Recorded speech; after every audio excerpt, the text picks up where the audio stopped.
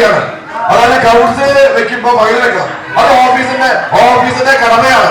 Office ചെയ്തില്ല, അത് mayor നിശ്ചയിച്ചതിന് ഒരു ശരിയായ രീതിയാണ്. ഒരു കാര്യം കൂടി ഉണ്ട്. ഈ കോർപ്പറേഷൻ കൗൺസിലിന്റെ LDA കൗൺസിലിന്റെ ഏറ്റവും പരാജയമാണ്, ഏറ്റവും പരാജയം ഈ കേരള കണ്ട, തൃശ്ശൂർ കോർപ്പറേഷൻ കണ്ട ഭരണസമിതിയിലെ ഏറ്റവും മോശം കൗൺസിൽ.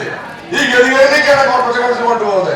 അവസാനം മേയറടക്കം ഈ കൗൺസിലർമാരെ 56 കൗൺസിലർമാരെയും പുറത്ത് എറിഞ്ഞു കൊടുത്തിട്ട് മേയർ പുറത്തേക്ക് ഇറങ്ങി പോകേണ്ട ഘട്ടം വന്നു.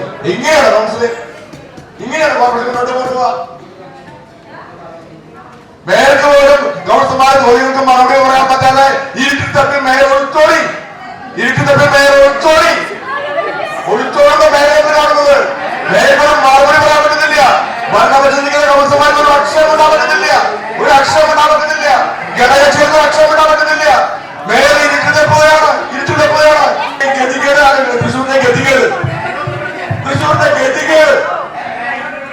ആരാണ് ബെല്ലടിച്ച് പിരിച്ചുകൊണ്ടത്? മേയർ തന്നെയാണ്. എന്താ കാലം ഒരു ഫയൽ പോലും വെച്ചില്ല. അത് ഫയലേക്കുള്ള ഉത്തരവാദിത്തം മേയർക്കാണ്.